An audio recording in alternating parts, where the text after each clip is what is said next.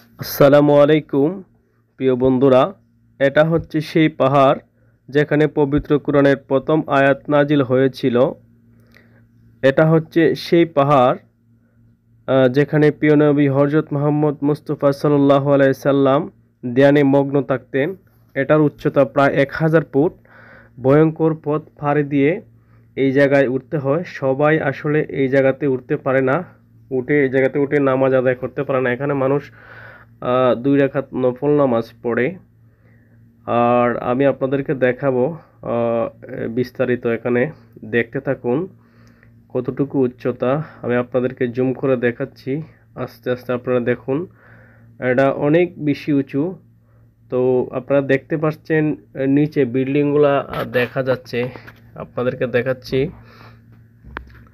এই বিল্ডিংগুলা এক একটা বিল্ডিং হচ্ছে আপনার 20 তলা 30 তলা। সো এই বিল্ডিংগুলা অনেক নিচাতে দেখা যাচ্ছে। আমি আপনাদেরকে জুম করে মক্কার দেওয়াল ঘড়ি দেখাবো। এই জাবালে নূর পাহাড় থেকে মক্কার দেওয়াল ঘড়ি দেখা যায়।